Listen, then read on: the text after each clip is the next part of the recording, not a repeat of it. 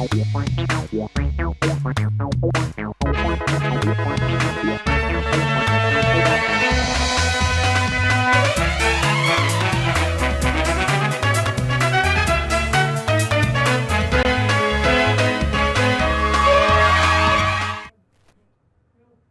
मैं हूं अनुपम शर्मा। आप देख रहे हैं अंतर्राष्ट्रीय समाचार का खास प्रोग्राम ग्लोबल फ्रंटलाइन। भारत के लिए एक ऐतिहासिक पल। प्रधानमंत्री नरेंद्र मोदी और यूरोपीय नेताओं ने आज Bharat EU free trade agreement की घोषणा की है, जिसे पहले ही मदर ऑफ ऑल डील्स का नाम दे दिया गया है। यह समझौता लगभग 2 दशकों की बातचीत का परिणाम है और वैश्विक व्यापार के मानचित्र को बदलने वाला माना जा रहा है। विशेषज्ञों का कहना है यह डील दुनिया की सबसे तेजी से बढ़ती बड़ी अर्थव्यवस्था और यूरोपीय ब्लॉक के बीच आर्थिक और व्यापारिक रिश्तों को नई दिशा देगी। यह वैश्विक ट्रेड डायनामिक्स को भी पूरी तरह बदल सकता है। पीएम मोदी ने क्या कहा, सुनिए इसमें।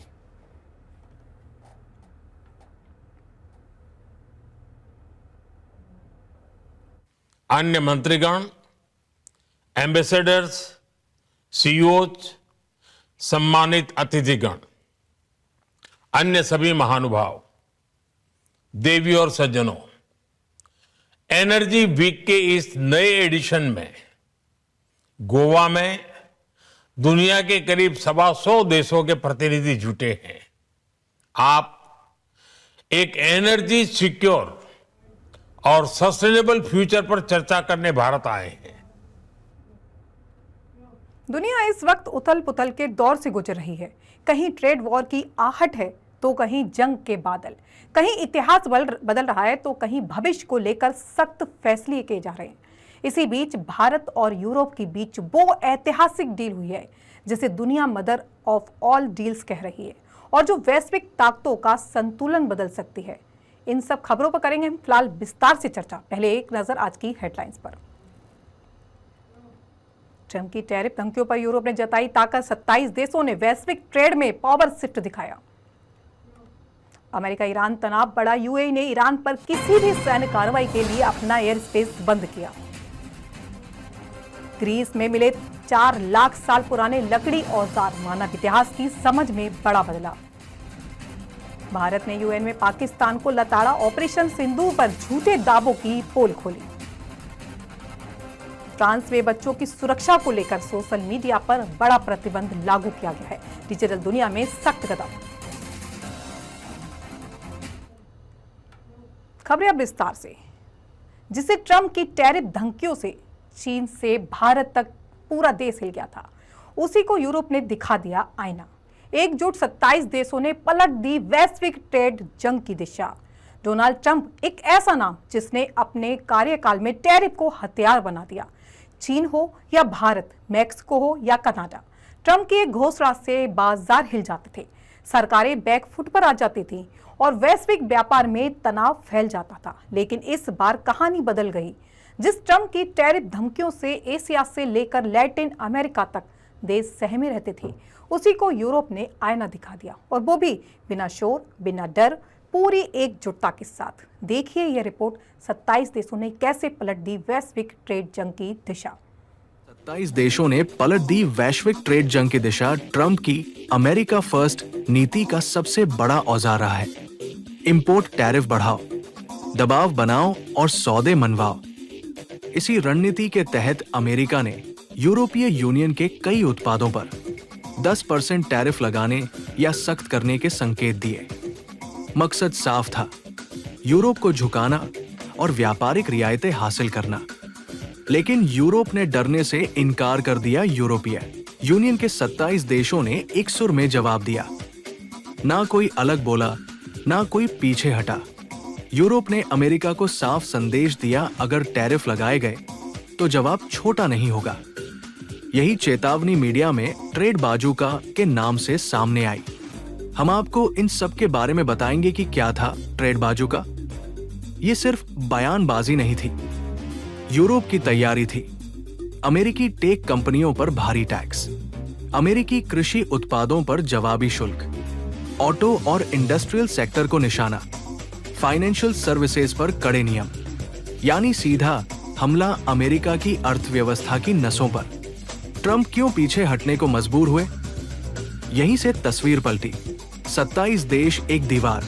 ट्रंप अक्सर देशों को अलग अलग करके दबाव बनाते रहे हैं, लेकिन यहाँ कोई कमजोर कड़ी नहीं थी। अमेरिकी अर्थव्यवस्था पर सीधा खतरा। जवाबी टैरिफ का मतलब शेयर बाजार में गिरावट, महंगाई में उछाल, अमेरिकी कंपनियों को अरबों डॉलर का नुकसान, चुनावी राजनीति का दबाव, टैरिफ का बोझ सीधा किसानों, मैन्युफैक्चरिंग वर्कर्स, मिडिल क्लास पर पड़ता। और यही ट्रंप का कोर वोट बैंक है। चीन से पहले ही ट्रेड वॉर, चीन के साथ आर्थिक जंग जारी थी। यूरोप के मोर्चे खुलते ही अमेरिका दो तरफा ट्रेड वॉर में फंस जाता। यूरोप अब सिर्फ बाजार नहीं, ताकत है। ईयू अब कागजी ताकत नहीं रहा, उसके पास कानूनी, आर्थिक और राजनीतिक जवाब देने की पूरी क्षमता है। नतीजा क्या निकला? दबाव बढ़ा, खतरा साफ दिखा और अमेरिका ने 10% टैरिफ हटाने बटा टालने का फैसला किया, यानी टकराव से पीछे हटना, बातचीत का रास्ता अपनाना और ट्रंप की टैरिफ रणनीति पर ब्रेक। अब यह समझना होगा कि वैश्विक ट्रेड जंग की दिशा कैसे बदली। इस घटनाक्रम ने दुनिया को बड़ा संदेश दिया। अमेरिका अब हर बार अपनी शर्तें नहीं थोप सकता। ब्यूरो रिपोर्ट, राष्ट्रीय समाचार। अब बढ़ते हैं अगली खबर पर। अमेरिका और ईरान के बीच तनाव चरम पर है। बीते कुछ समय से ईरान में बड़े स्तर पर प्रदर्शन हुए हैं और इन्हें दबाने के लिए कई हिंसक कार्रवाई भी की गई है, जिसमें 5000 से भी ज़्यादा लोगों की मौत हुई है। ईरान इस प्रदर्शन के पीछे अमेरिका और इजराइल का हाथ बता रहा है। वहीं अमेरिकी राष्ट्रपति डोनाल्ड ट्रंप ने भी बार बार ईरान पर कार्रवाई की चेतावनी दी है। ऐसे समय में इस क्षेत्र के एक बेहद ही अहम देश संयुक्त अरब अमीरात यानी यूएई ने अमेरिका को बड़ा झटका दे दिया है। यूएई ने कहा है वह ईरान पर हमले के लिए किसी को भी अपना एयर स्पेस या इलाका नहीं देगा। यूएई ने ईरान के खिलाफ किसी भी शत्रुतापूर्ण सैन्य कार्रवाई में अपने हवाई क्षेत्र या पानी का उपयोग करने की अनुमति नहीं देने और इस संबंध में कोई भी साजो सामान सहायता प्रदान नहीं करने से प्रतिबद्धता की पुष्टि की है। इस एयरक्राफ्ट कैरियर पर कई स्क्वाड्रन विमान हैं, जिनमें F-35 लाइटनिंग है फाइटर जेट और F/A-18 super hornet fighter jet शामिल हैं। इस बीच हिस्ट्रॉयर अपने साथ सैकड़ों मिसाइलें लगाए लाए हैं, जिनमें दर्जनों Tomahawk land attack cruise मिसाइलें शामिल हो सकती हैं। एयरक्राफ्ट कैरियर और उसके हार्डवेयर के अलावा अमेरिकी सेना ने कहा कि air force F-15E strike eagle fighter jet भी अब इस क्षेत्र में मौजूद है। फ्लाइट ट्रैकिंग डेटा पर नजर रखने वाले एनालिस्ट ने कहा कि दर्जनों अमेरिकी मिलिट्री कार्गो प्लेन भी उस इलाके की ओर जा रहे हैं। यह गतिविधि पिछले साल जैसी ही है, जब अमेरिका ने 3 अहम न्यूक्लियर साइट्स पर बमबारी के बाद ईरान के जवाबी हमले की आशंका में एयर डिफेंस हार्डवेयर, जिसमें पैट्रियट मिसाइल सिस्टम भी शामिल था, उसको भेजा था। हमलों के कुछ दिनों के बाद ईरान ने अल उदीद एयरबेस पर 1 दर्जन ज्यादा मिसाइलें दागी थी।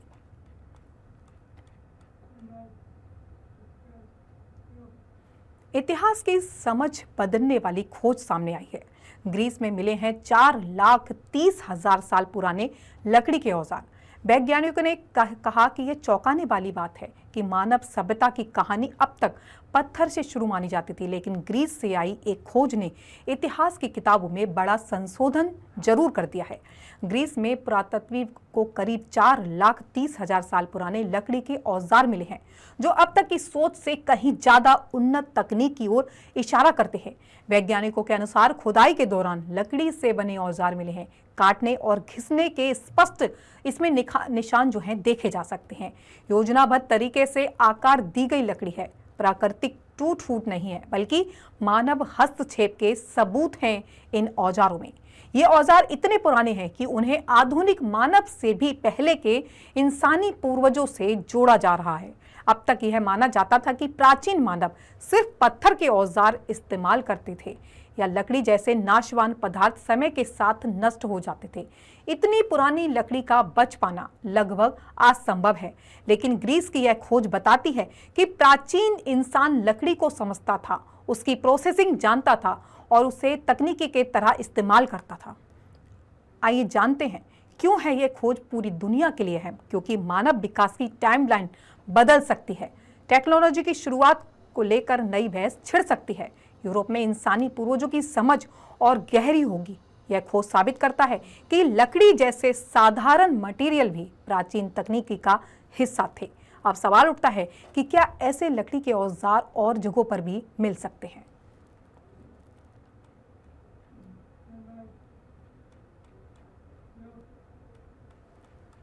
भारत ने यूएन में पाकिस्तान को लगाई लताड़। ऑपरेशन सिंदूर पर झूठे दावों की निकली हवा। भारत ने संयुक्त राष्ट्र सुरक्षा परिषद में पाकिस्तान की जमकर धुलाई की है। भारत ने ऑपरेशन सिंदूर से जुड़े झूठे दावों पर पाकिस्तान की पोल खोलकर रख दी है। संयुक्त राष्ट्र में भारत के स्थायी प्रतिनिधि पर्वत नेनी हरीश ने पाकिस्तानी दूत पर पिछले साल मई में इस ऑपरेशन के बारे में गलत ब्यौरा पेश करने का आरोप लगाया था।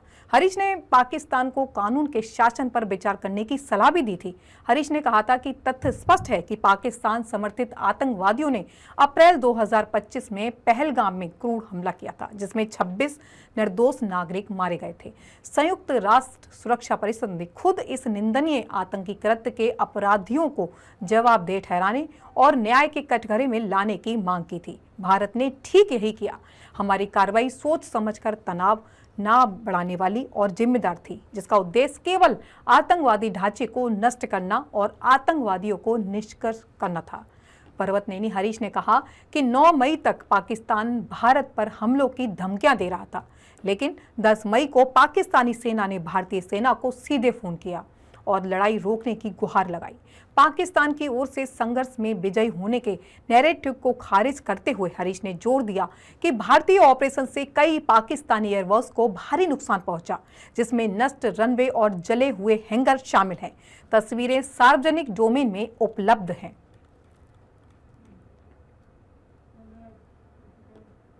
अब बढ़ते हैं अगली खबर पर। अब बात करते हैं एक ऐसे कदम की जिसने पूरी डिजिटल दुनिया को हिलाकर रख दिया है। फ्रांस ने दुनिया का पहला बड़ा देश बनने का दावा किया है, जो खुलकर सोशल मीडिया के खिलाफ उतरा है। राष्ट्रपति मैक्रों ने कहा, हम अपने बच्चों का दिमाग सोशल मीडिया कंपनियों को बेचने नहीं देंगे। और इस बयान के साथ फ्रांस ने डिजिटल दुनिया में बड़ा झकझोरने वाला कदम उठा लिया है। यानी साफ संदेश है, बच्चे केवल यूजर नहीं है, जिम्मेदारी है। फ्रांस ने कम उम्र के बच्चों के लिए सोशल मीडिया पर बैन लगा दिया है। हाई स्कूल में मोबाइल फोन पर पूरी तरह से रोक लगा दी गई है। देखिए, विशेषज्ञों का कहना है कि यह कदम सिर्फ फ्रांस तक सीमित नहीं रहेगा, दुनिया के डिजिटल कल्चर पर इसका गहरा असर पड़ेगा।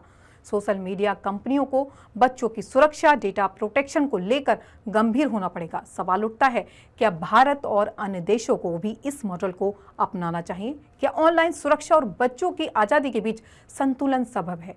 हमारी एक खास रिपोर्ट यही सवाल उठाती है। मैक्रो का साफ संदेश है कि बिजनेस या मुनाफे से ऊपर बच्चों का भविष्य है और फ्रांस इस लड़ाई में पीछे नहीं हटने वाला। का मानना है कि सोशल मीडिया अब सिर्फ मनोरंजन का साधन नहीं रहा, बल्कि ये लत पैदा करने वाला सिस्टम बन चुका है।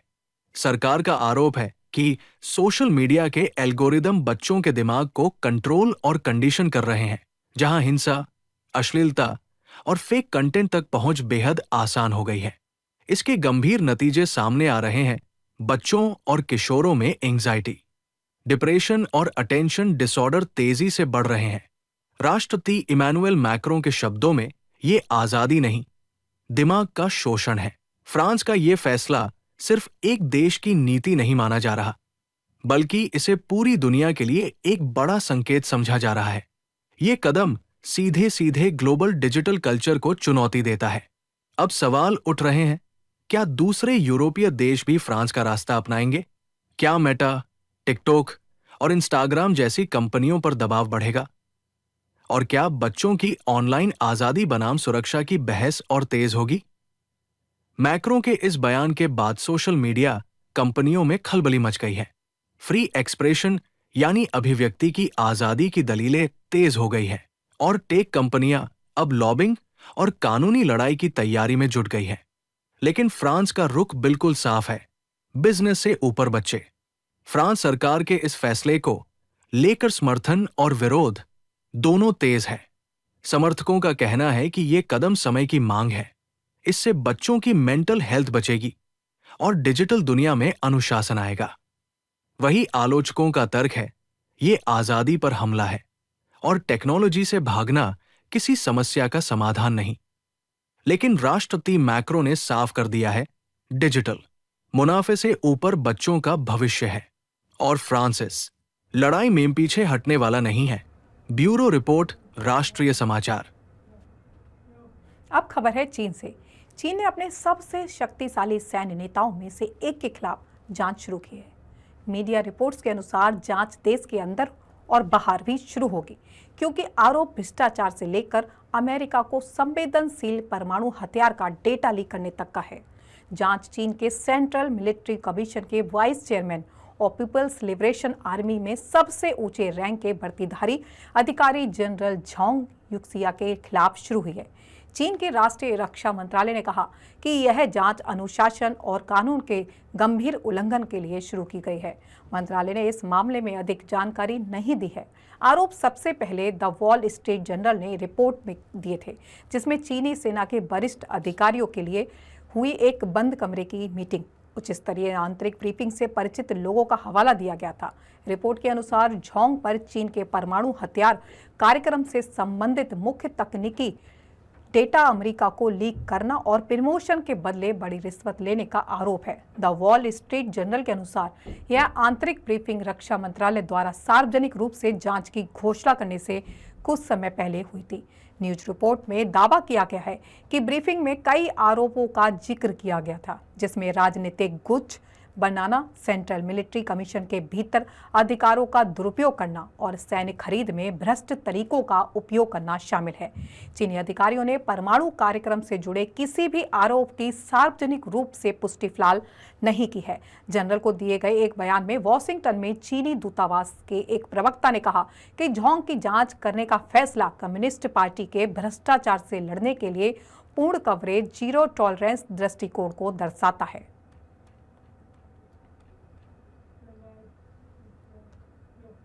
अब खबर मेक्सिको से। मेक्सिको में फुटबॉल मैदान पर बंदूकधारियों ने की अंधाधुंध फायरिंग, जिसमें 11 लोगों की मौत हो गई है। 12 से अधिक लोग घायल बताए जा रहे हैं। मेक्सिको के राज्य में स्थित सालामांका शहर में फुटबॉल मैदान पर हुए भीषण गोलीकांड में कम से कम 11 लोगों की मौत हो गई। स्थानीय अधिकारियों के अनुसार बंदूकधारियों ने एक फुटबॉल मैच समाप्त होने के ठीक बाद गोलीबारी शुरू कर दी। घटनास्थल पर ही 10 लोगों की जान चली गई, जबकि एक घायल व्यक्ति की बाद में अस्पताल में ही मौत हो गई। सालामांका के मेयर सीजर प्रूटो ने सोशल मीडिया पर जारी बयान में बताया कि घायलों में एक महिला और एक नाबालिग बच्चा भी शामिल है। मेयर प्रूटो ने इस घटना की कड़ी निंदा करते हुए कहा कि इससे शहर के लोग बेहद दुखी है। उन्होंने हिंसा पर काबू पाने के लिए राष्ट्रपति क्लाउडिया शिनवाम से तत्काल मदद की मांग की है। प्रूटो ने कहा कि दुर्भाग्य से कुछ आपराधिक समूह अधिकारियों को नियंत्रित करने की कोशिश कर रहे थे, लेकिन वो इसमें सफल नहीं हो पाए। राज्य की पुलिस ने गोलीबारी की जांच शुरू कर दी है। इलाके में सुरक्षा व्यवस्था मजबूत करने के लिए कदम भी उठाए गए हैं। इस बीच यहाँ यह भी बता दें कि पिछले साल मेक्सिको में सबसे अधिक हत्याओं वाला राज्य रहा है। यहाँ स्थानीय गिरोह सांता रोजा डी लीमा और शक्तिशाली जेलेस्को न्यू जनरेशन कार्टेल के बीच हिंसक संघर्ष जारी रहे थे।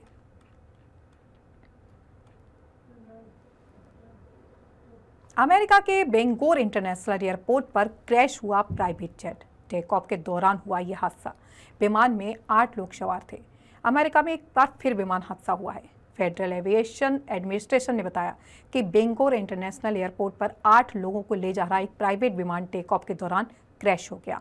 बॉम्बार्डियर चैलेंजर से 600 रविवार शाम 7 बजे के आसपास क्रैश हुआ।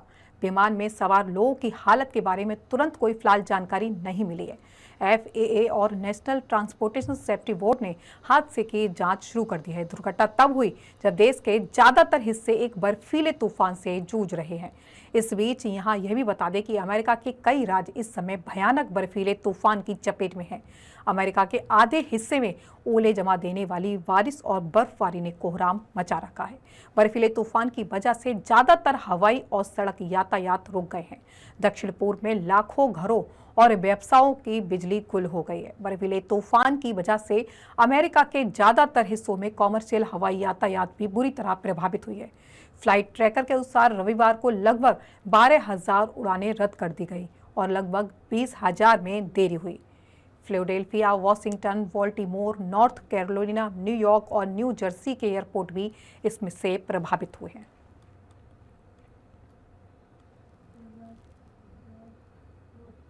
अब खबर म्यांमार से। 2021 के तख्तापलट के बाद म्यांमार में हुए चुनाव में सेना समर्थित पार्टी ने जीत हासिल कर ली है। विपक्षी दलों को रखा गया है बाहर। म्यांमार में 5 साल बाद हुए आम चुनावों के अंतिम चरण का मतदान रविवार को संपन्न हो गया। म्यांमार की सेना समर्थित union solidarity and development party ने सोमवार को दावा किया कि 2021 में सेना के सत्ता हथियाने के बाद देश में हुए चुनाव में उसने जीत हासिल की है, जिससे देश में नई सरकार के गठन का रास्ता साफ हो गया है। एक पूर्व जनरल के नेतृत्व वाली इस पार्टी की जीत की व्यापक रूप से उम्मीद थी, क्योंकि चुनाव में प्रमुख विपक्षी दलों को बाहर रखा गया था और असहमति को सख्ती से प्रतिबंधित किया गया था। संसद की 25% सीट स्वतः ही सेना के लिए आरक्षित थी, जिससे सशस्त्र बलों और उनके पसंदीदा दलों का नियंत्रण प्रभावी रूप से सुनिश्चित हो गया। आलोचकों का कहना है कि सैन्य सरकार द्वारा आयोजित चुनाव ना तो स्वतंत्र है और ना ही निष्पक्ष, बल्कि आंग सान सूची की निर्वाचित सरकार से सत्ता छीनने के बाद सैन्य शासन को वैधता प्रदान करने का एक प्रयास था। इस तख्तापलट ने व्यापक विरोध को फिलहाल जन्म दे दिया है, जिसने म्यांमार को गृह युद्ध में धकेल दिया है। चुनाव 3 चरणों में हुआ। 28 दिसंबर, 11 जनवरी, 25 जनवरी को हुए। देश के कुल 330 नगरों में से 67 में से अधिकतर सशस्त्र विरोधी समूह के नियंत्रण वाले क्षेत्र थे और यहां मतदान नहीं हुआ, जिससे 664 सदस्यीय राष्ट्रीय संसद में सीट की मूल संख्या घटकर 586 ही रह गई।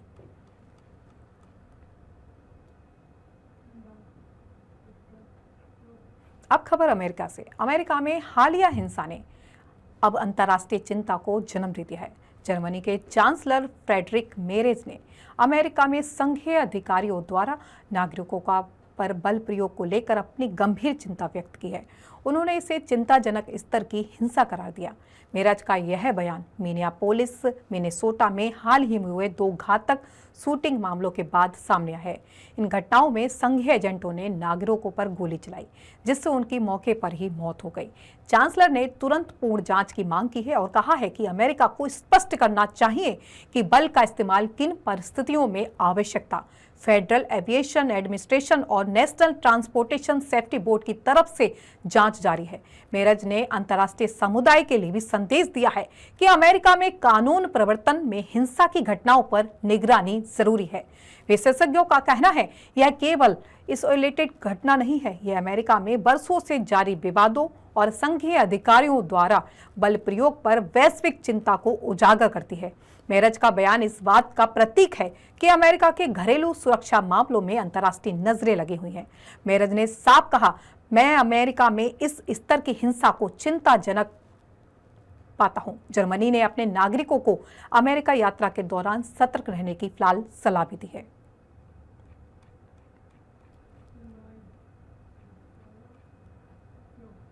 अमेरिका में ड्रग वर्ल्ड का बड़ा हड़कंप मच गया है। कनाडा के पूर्व ओलंपिक स्नोबोर्डर रयान वेडिंग पर आरोप है कि वह कोकीन तस्करी का किंगपिन था और कई ड्रग संबंधित हत्याओं में शामिल था। लेकिन मंगलवार को कैलिफोर्निया के सांता आना फेडरल कोर्ट में रयान वेडिंग ने सभी आरोपों से इनकार करते हुए नॉट गिल्टी की दलील दी है। अमेरिकी अधिकारियों के मुताबिक वेडिंग पर आरोप है कि उन्होंने संयुक्त राज्य में बड़े पैमाने पर कोकीन तस्करी की योजना बनाई और इसे लागू भी किया, जिससे कई लोगों की मौतों पर और अपराध से जुड़ गया। फेडरल प्रोसिक्यूटर का कहना है कि रयान वेडिंग ने अपने नेटवर्क के जरिए न केवल कोकीन वितरित किया, बल्कि इस कारोबार में शामिल अन्य अपराधों में भी उनका हाथ था। हालांकि वेडिंग और उनके वकीलों ने सभी आरोपों को सिरे से खारिज कर कोर्ट में निर्दोष होने का दावा किया है। विशेषज्ञों का कहना है यह केस अमेरिकी ड्रग नियंत्रण और न्याय प्रणाली के लिए बड़ा टेस्ट का केस माना जा रहा है। प्रोसिक्यूटर का कहना है कि रयान वेडिंग ने अपने नेटवर्क के जरिए न केवल कोकीन वितरित किया, बल्कि इस कारोबार में शामिल अन्य अपराधों में भी उनका हाथ था। हालांकि वेडिंग और उनके वकीलों ने सभी आरोपों को खारिज कर दिया और कोर्ट में निर्दोष होने का दावा किया। विशेषज्ञों का कहना है कि यह केस अमेरिकी ड्रग नियंत्रण और न्याय प्रणाली के लिए बड़ा टेस्ट केस माना जा रहा है। आगे की सुनवाई में इस मामले की जांच और सबूतों की पड़ताल होगी, जो इस हाई प्रोफाइल केस की दिशा तय करेगी। फेडरल कोर्ट ने अगली सुनवाई की तारीख तय की है और अमेरिकी कानून अधिकारियों ने कहा है कि जांच पूरी होने तक मामले पर और जानकारी सार्वजनिक नहीं की जाएगी। तो यह है मामला रयान वेडिंग का, पूर्व ओलंपियन से ड्रग किंगपिन तक का विवादित सफर। हम इस हाई प्रोफाइल केस में आने वाले हर अपडेट के साथ आपको जानकारी देते रहेंगे। रयान वेडिंग ने अदालत में कहा, मुझ पर आरोप लगाए गए सभी आरोपों से इनकार करता हूं। मैं निर्दोष हूं और इस मामले में अपनी सफाई के लिए पूरी तरह तैयार हूं। उन्होंने कोर्ट को आश्वस्त किया कि वे सभी आरोपों के खिलाफ कानूनी लड़ाई लड़ेंगे और अपने नाम को साफ करेंगे। यूरोप की एकजुटता ने दिखाया कि धमकियों से नहीं, संतुलन और साझेदारी से चलता है वैश्विक व्यापार। मध्य पूर्व में बढ़ता तनाव बताता है एक ऐसे फैसले से पूरी रणनीति बदल सकती है। ग्रीस की खोज ने इतिहास की परिभाषा को चुनौती दी है और फ्रांस के कदम ने ये सवाल खड़ा कर दिया है कि बच्चों की सुरक्षा मुनाफे से बड़ी नहीं है। दुनिया बदल रही है, पावर, पॉलिटिक्स, टेक्नोलॉजी और सोच हर मोर्चे पर। इन्हीं सवालों और संकेतों के साथ ग्लोबल फ्रंटलाइन में इतना ही। कल फिर मिलेंगे दुनिया की हर बड़ी हलचल के साथ। देश दुनिया की बाकी खबरों के लिए आप देखते रहें राष्ट्रीय समाचार। तब तक के लिए नमस्कार।